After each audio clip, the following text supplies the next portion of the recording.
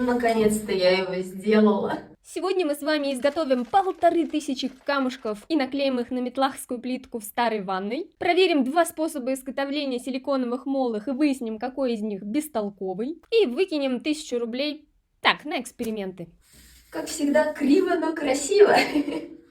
Очень мне захотелось в моей новоиспеченной ванне пол из гальки. Мне кажется, это прям такой релакс. Вот выходишь после душа и ловишь кайф. До моря мне далековато, но как только я изучила цены на плитку из гальки, решила эти камушки изготовить собственноручно. Просто отлить их из бетона. Для этого мне нужен был молд, но найти что-нибудь подходящее в интернете мне так и не удалось. Так что и молд пришлось делать самой. Наслушавшись советов разных блогеров о том, как они делают бюджетно и просто молды из герметика силиконового, я решила проверить этот способ. Поделюсь с вами сейчас всеми подробностями. Я заказала камушки на маркетплейсе, чтобы использовать их как мастер-модель, но в процессе поняла, что опять выкинула деньги на ветер, потому что камушки проще всего слепить из пластилина. Дешево, сердито, быстро и просто. Да и к тому же среди них было много поврежденных, кривых, неровных. В общем, из целого килограмма камушков я выбрала всего 6 штук, которые мне бы подошли. И где-то, может быть, долеплю. Вот, например, из этого можно прям большой такой камень сделать. Ой, в общем, заморочилась я, друзья. Сделала пластичную смесь, лепила-лепила. Но мне эта идея в конце концов совсем не понравилась, потому что приходилось накладывать несколько слоев, потом это все зашкуривать. И даже с помощью Тимохи это было долго и нудно. Да ну нафиг, подумала я, и сделала другую пластичную смесь из рисовой муки и того же клея. С ней работать оказалось проще, она как пластилин, и можно было хоть целиком слепить эти камушки, что я, собственно, и сделала. И в итоге у меня получилось 24 камушка. Я нашла пластиковую подстилку, налепила на нее толстый слой пластилина, так как камушки разной толщины, и чтобы мне уложить их в один уровень, нужно было некоторые камушки утопить. И также замазала основание камушков пластилином, чтобы не использовать лишний герметик. Мне сейчас как раз предстоит следующий этап, это, собственно, сделать молд. И вот видите, у меня два камушка, они очень были высокие, то есть вот они до стола достают, и видите, все равно какие высокие по сравнению с остальными. И я долепила вот здесь бортики им, чтобы потом при заливке получился камень по высоте, подходящий вот к этим. В общем, вот так. Ну что, давайте приступать. Дальше схема очень простая. Берете силиконовый герметик. А лучше никакой не берите. Я дальше в этом видео покажу изготовление молда из нормального материала и дешевле. Выдавливаете его в хорошо намыленную жидким мылом воду и, предварительно смазав камушки чем-нибудь жирным, воском, вазелином, маслом каким-нибудь, обволакиваете их этим силиконом, чтобы получить ту заветную форму. Мне 2 тюбиков не хватило. В срочном порядке побежала в магазин. Фух, успела, прям последний вагон, можно сказать. И быстренько сверху наложила еще один слой. В общем, мне не нравится то, что толщина все-таки маловато. Еще одного тюбика здесь явно не хватит. Надо как минимум еще 2. Я уже 4, вот 4-й купила. 800 рублей. Короче, люди, не заморачивайтесь, делайте из литьевого силикона. Если бы я знала, что так много его понадобится, я бы заморачиваться вообще не стала. Купила бы литьевой и залила это все нафиг. А тут еще надышалась этим уксусом, и дома никак не выветрится. В общем, вышла сегодня на балкон, подсмотрела у одного мужика еще один метод, сейчас его испробую.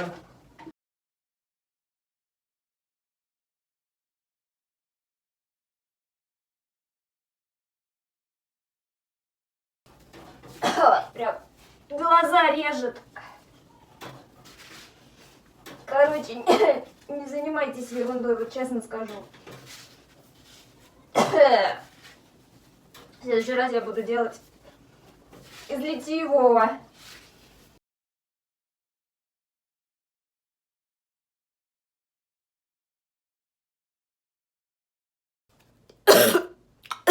Вот знаете, блогеров, которые это показывают, надо научить пользоваться литьевым силиконом, блин.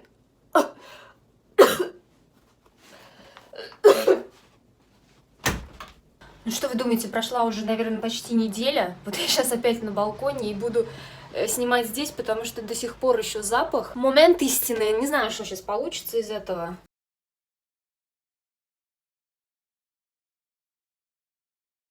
В итоге, после всех этих мучений, форма оказалась косячная, с разрывами, вмятинами, складками. Вот скажите, стоило ли оно того? Конечно же, я решила приступать к плану «Б» и изготовить новую форму из нормальных материалов. Ну а пока дожидаюсь посылки, начну отливать камушки в этой. На безрыбье и рак рыба, как говорится. Я смешала цемент с песком 1 к 1. Ну, где-то даже больше песка у меня выходило периодически. И дальше по чуть-чуть добавляла воды, чтобы получить смесь примерно как 15% сметана вязкостью. Чтобы смесь была покрепче, попластичной, добавляла в нее строительный ПВА-клей. Но думаю, лучше купить специализированный пластификатор, который продается в строительных магазинах и стоит копейки. Просто у меня был этот клей, и я решила его использовать. Дальше смазала форму маслом, разложила по формочкам смесь и хорошенечко простучала, чтобы вышли пузыри. На 24 камушка у меня уходило примерно 800 грамм смеси. Так, ну в общем я развела, получается, 450 грамм сухой смеси вышло, и мне не хватило. Сейчас еще замешаю, долью и оставлю это все на сутки на балконе, потому что, блин, воняет уксусом до сих пор. Так, ну что, смотрите, вот вытащила. Эти я уже зашкурила, шкурить приходится каждый камешек, мне это, конечно, не нравится. Ну вот прикольно, да, смотрится? Вот еще не дошкуренный, сейчас покажу, вот какие они. То есть 2 суток у меня тут сох. Вот видите, вот такие вот всякие складочки образуются. Ну, без шкурения никак, меня это вообще не устраивает. Надо все-таки другой молд делать, не из этого самого герметика. И пока я неделю ждала нормальный силикон, отливала камушки, мыла и шкурила, снова отливала, мыла и шкурила. Потом даже не удержалась и примерила к ванной. Я не удержалась. Ну, смотрите, какова красота. Ну, какова красота. Здесь уже полметра есть. Сколько заливок, сейчас посчитаю, точно вам скажу. Итак, здесь у меня 168 камешков. Это 7 отливок. В одной отливке 24 камешка.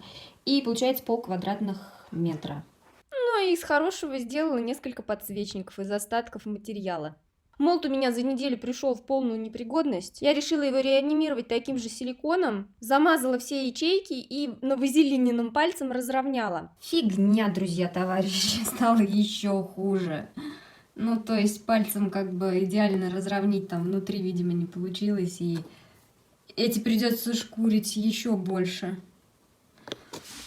Такие вот они неровные получились. Эх, ну ладно. Литьевой силикон надо дождаться, похоже. Мастер-модель мне пришлось расформировать, потому что силикон разъел пластилин. И я с помощью той же формы подготовила сразу побольше камушков из гипса. Разровняла, зашлифовала их, покрыла грунтовкой и лаком и начала готовить опаловку. Из обычного гофрокартона проклеила дно и бордюры скотчем. На дно каждого камушка наклеила пластилин и уложила в опаловку. Когда я поняла, что у меня не хватает камушков, слепила их из пластилина, и тут до меня дошло, что в принципе все эти камушки можно было слепить из пластилина.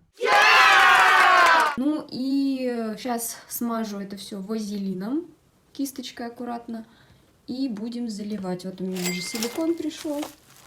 Посмотрим, как оно будет. У литьевых силиконов пропорции с отвердителем могут быть разные. В моем случае 100 на 2 я развела половину силикона и залила все камушки. Так, ну что, залила кое-где вон пузыри, вылазят, я их продолжаю периодически подтыкивать. У меня осталось еще полкило. Я что буду делать? Я ее разделю на 5 частей. И, соответственно, отвердитель тоже на 5 частей. Буду разводить по 100 грамм. И кисточкой накладывать отдельно на каждый камушек, чтобы больше силикона на камушках задержалось. И так сделаю 5 заходов, ну где-то там часа через 2 каждый. Пока еще силикон не успел застыть. У него время отверждения 3-4 часа, как написано. ну, значит, где-то через 2 часа, пока он еще не успел застыть, чтобы он как бы сам по себе более липкий был и задерживал следующий слой силикона, чтобы как можно меньше его стекало. И посмотрим, что получится. Да ну не, блин. Скажите, что это не со мной происходит, а? Без факапа, как без праздника, блин. Осталось у меня 200 грамм силикона. Вот смотрите, что с ним. С этими 200 граммами. И кисточка туда же.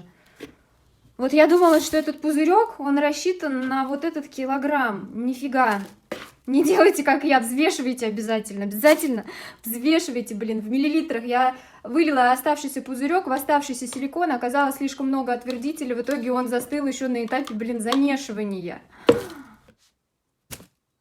Вот, попыталась что-то размазать, но бесполезно. Короче, у меня здесь получилось 3 заливки. Один раз я полкило залила целиком. Потом еще 2 раза проходилась. Первый раз 100 грамм, мне чуть-чуть не хватило. Второй раз разводила 200 грамм. Еще раз смазала каждый камушек. И вот должна была еще 200 грамм намазать. Ну, елки-палки. Я надеюсь, что этого хватит. Ну, короче, теперь только к следующей стадии приступать к гипсовой. Дальше будем смотреть, что получится.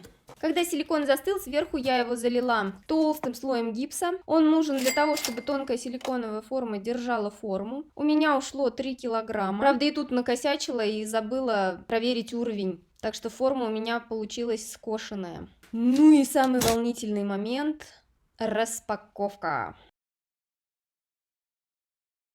Вот видите, не везде этот пластилин помог. Даже под пластилиновые камушки затек силикон.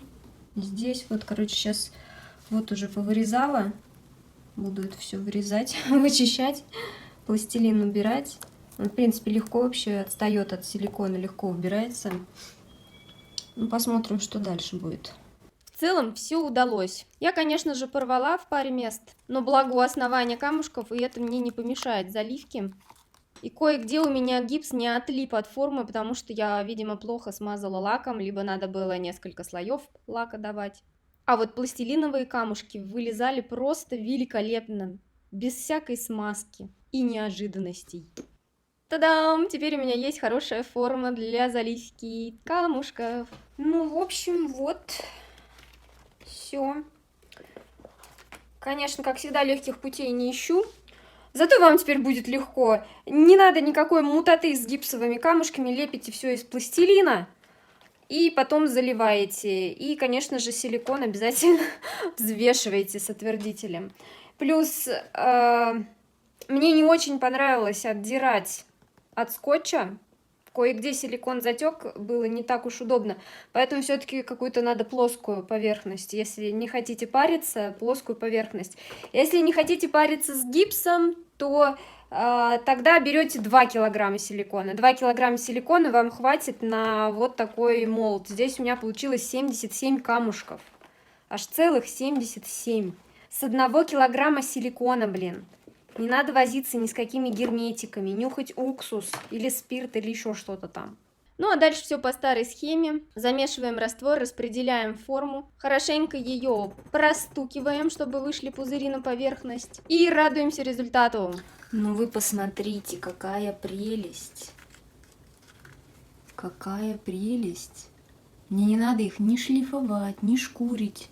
Красота. Прошло, кстати, всего часов, наверное, 5-6. Не больше. Вот уже можно вытаскивать аккуратно. Все, ничего с ними не делать, высохнут и все. И вот смотрите, вам для сравнения из этой герметиковой. Это еще более-менее нормальный камушек. Сейчас покажу другие. Видите разницу? Вот этот мне надо подшкурить. Однозначно. Сейчас покажу какой-нибудь другой. О! Красота. Сейчас еще полчаса шкурить буду. И вот на кой вот с этим всем возиться? Причем это стоит дороже. Здесь у меня 3 таких, как вот эта одна, по стоимости ниже, чем здесь. 900 рублей силикон, 100 рублей гипс. Итого 1000. А здесь 1200 на герметику ушло. Еще муку добавляла. Еще сколько всего натерпелась, пока делала. Нафига. Вот, все, я теперь ее даже использовать не буду. Вот. Дальше все отолью нормально, по-человечески. Не буду тратить время на эти шкурения. Теперь в сутки я могла отливать 150 с лишним камушков, затем я их отмывала, хотя, может, и не нужно этого было делать, сушила и сбрызгивала грунтовкой из пульверизатора, ну, чтобы побыстрее. Дальше думала, красить их или не красить, попробовала нанести лак на некрашенный камушек, и видите, он темнеет под лаком. А вот если покрыть крашеный камушек лаком, то он вообще никак не изменяет свой цвет. И приступила к покраске. А вообще, если вам нравится серый цвет, то можно оставить и без покраски. Или если вы не хотите мучиться с покраской, то лучше делать камушки не из серого цемента, а из белого. И использовать не строительный песок, а кварцевый. Кроме того, в белый цемент можно даже добавлять различные колеры, делать недомесы и получать мраморный эффект. Цвет намешивала из вот этих 4 цветов: красный, черный, желтый, белый, белого побольше и остальных, ну, уже по виду, скажем так, как понравится. И методом лессировки камушки буду окрашивать такой жиденькой водичкой цветной, чтобы получался полупрозрачный цвет, чтобы серый оттенок камушков сохранился, и на нем появились вот такие некие разводы.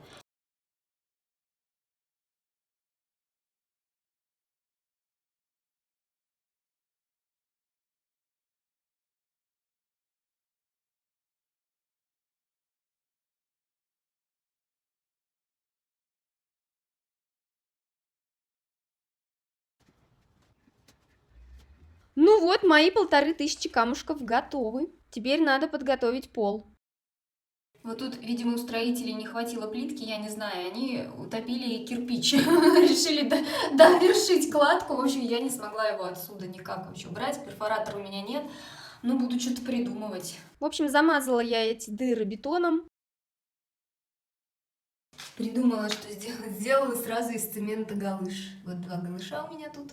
Может быть, чуть-чуть он будет крупноват, конечно, но все же лучше, чем кирпич.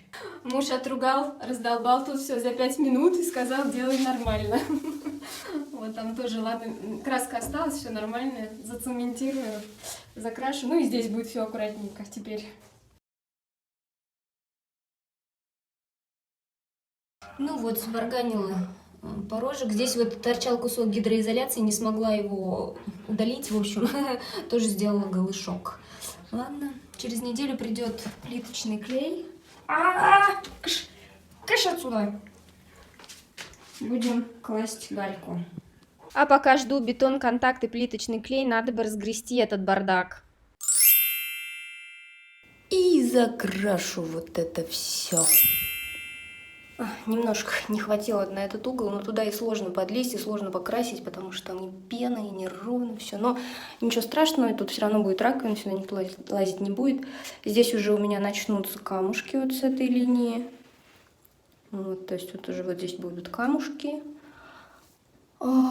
И, возможно, у вас возникнет резонный вопрос, зачем я это все красила, если все равно буду закрывать. У меня будет необычный экран. Нигде, если честно, такого еще не видела. Просто даже искала в интернете, чтобы посмотреть, как реализовать свою задумку. Думала, примеры найду, но не нашла. Сквозь экран будет фоном проглядываться вот этот серый цвет. Видно не должно быть, я надеюсь. Но, по крайней мере, вот фон, вот этот серый фон, на него я рассчитываю, собственно. Перед нанесением бетон-контакта я тщательно помыла полы с мылом и затем размазывала его жирным слоем по полу кисточкой. Ну вот, на 2 метра полбанки всего ушло. Дальше намешала клей, приступила к выкладке и получила для себя кучу полезных жизненных уроков. Видела, как одна девушка выкладывала камни на стену ванны, ну, натурально, естественно, без затирки, вот на плиточный клей вот так, то есть чуть-чуть намазала клея, туда камушки, и потом кисточкой все это выравнивала, отмывала камушки. В общем, вчера вот с этим кусочком я провозилась полчаса. И как представила, сколько 2 квадратных метра придется вот этим способом выкладывать. Плюс этот способ неудобный для пола, потому что невозможно, когда начинаешь выравнивать, отмывать камушки, невозможно их ровно уложить. Вот в один уровень. Очень сложно, они начинают задвигаться, утапливаться, там еще что-то. В общем, этот способ мне не понравился от слова совсем. Я специально попробовала в уголке, чтобы потом не видно было. Я потом сверху все это затиркой еще затру. Плюс еще камни как-то далеко друг от дружки получаются, слишком уж. Вот, поэтому сейчас буду просто клеить на клей все эти камушки, а затиркой отдельно потом пройдусь после того, как все встанет. Хотя можно, я выяснила, можно и клеем, учитывая, что я буду лаком покрывать, можно вместо затирки потом также использовать клей. Но мне не нравится этот серый цвет, я хочу белый сюда, поэтому куплю просто белую затирку и сверху потом эти камушки затру.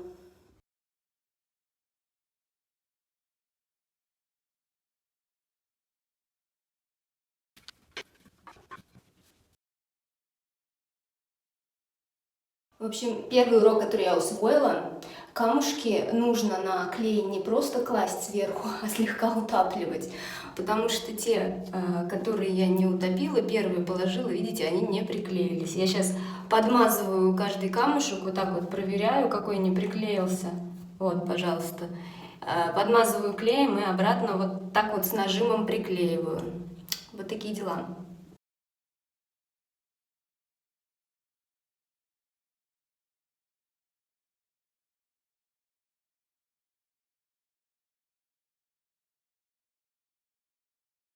Урок номер 2.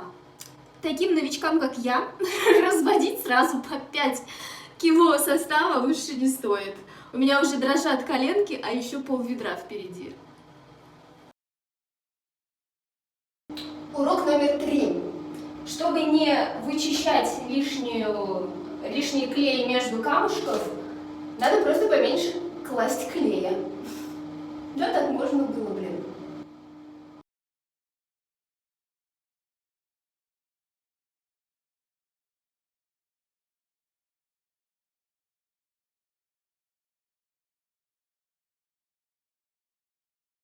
Ну, в общем, вот сделала, Катя заценил уже.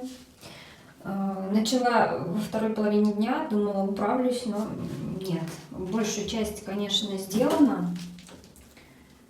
Большая часть. Остался этот небольшой кусок.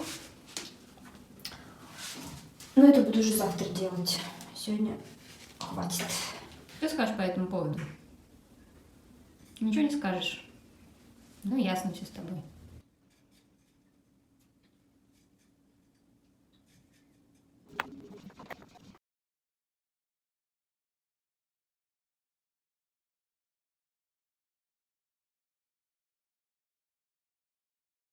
Ну что, вот, наконец-то доложила.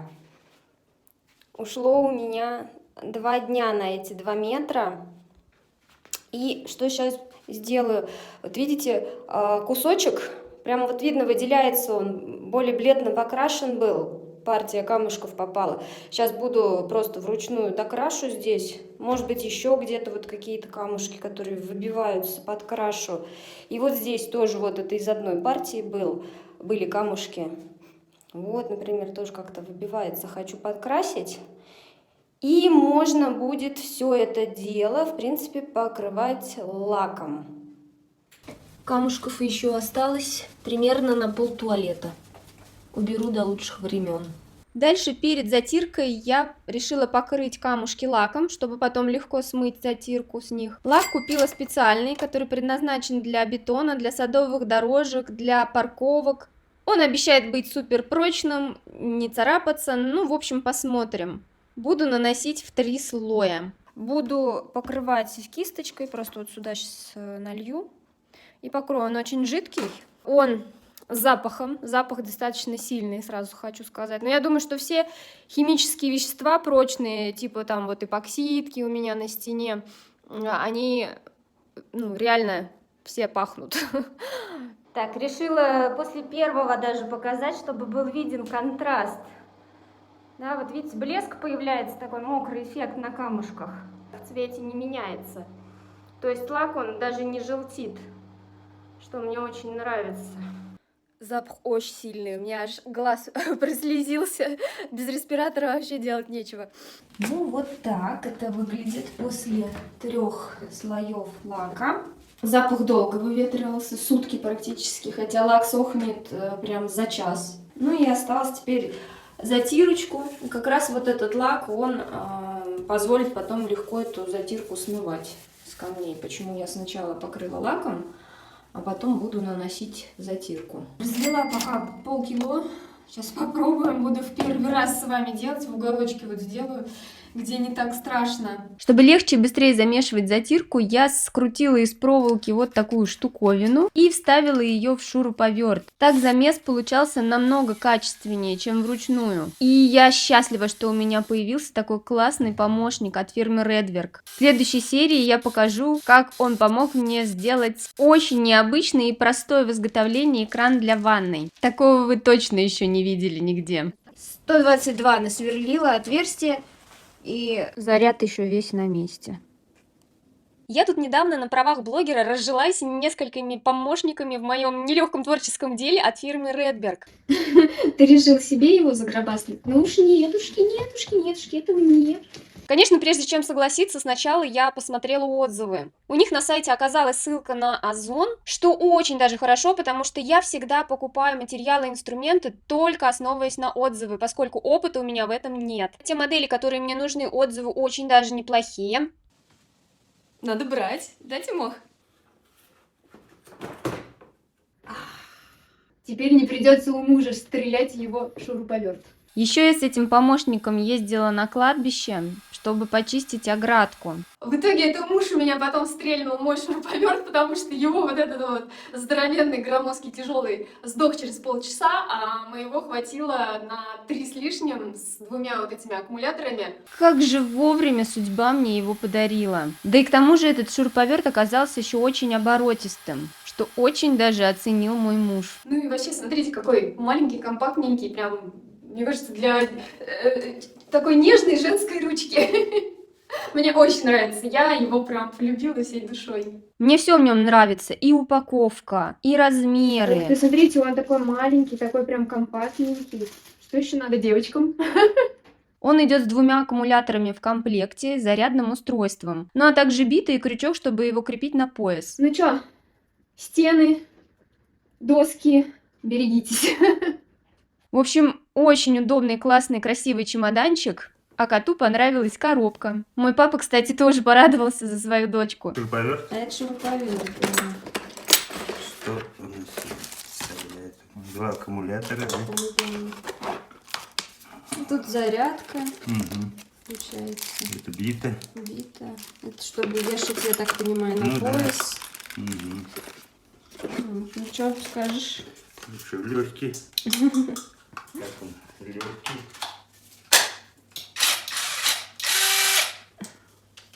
А это вот, что получается, я регулирую? Это, то есть, мощность, нагрузка, если заворачиваешь какой-то саморез, то смотря какой материал, там, ставишь... А, ну типа тут дерево какое-нибудь, Ну да, а да, большие да. цифры Это, тем чуть больше... что-то покрепче. Да, что-то, допустим, в толстый брусок завернуть или что-то такое, помощнее саморез побольше, то ставишь уже вот это на 20. Если сверло, то значит вот ставишь сверло. То есть сверло это еще отдельно. Ну, А то бы я сверлила на 20-ке. Он как дрель уже работает. Вот. Классно. Да им даже бетон можно сверлить. Ладно, шучу, конечно, такого делать не нужно. Не предназначены шуруповерты для такого экстрима. И еще у этого шуруповерта есть очень удобная штука, то что сверло можно закрепить всего одной рукой.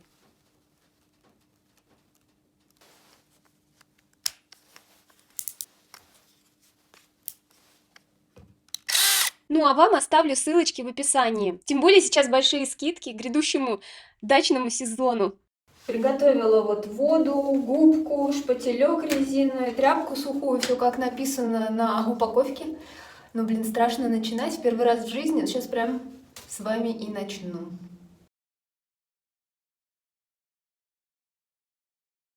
Ну вот, проба пера. Мне кажется, фигово как-то у меня получается, если честно. Ладно, будем дальше руку набивать. Я все равно вот пальчиком вот так прохожусь по швам, потому что, видите, здесь вот видно следы от губки, губкой замазывала, а вот здесь уже пальцем расправила, все так гладко, аккуратненько сразу. В общем, короче, сейчас еще вот так вот везде заглажу пальчиком.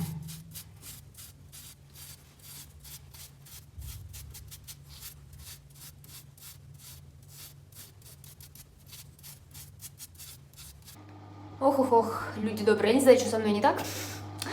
Вот на этот кусочек у меня, получается, ушел килограмм затирки. Всего я купила 5. Ну, конечно же, я понимаю, что мне ее не хватит на весь пол. То есть сюда как минимум надо еще килограмм 5, а то и 6, чтобы полностью все затереть. Вот только затирку я купила на этот раз серую, потому что мне она показалась слишком белой. А когда замазала все сверху, поняла, что это просто ужасно. Ну вот и что теперь с этим делать? В общем, сошкрябала и смыла все к чертовой матери и продолжила белой затиркой. Какой чудесный день, какой чудесный пень, какой чудесный я и Галечка моя. Ну что, финишная прямая. Остался последний замес.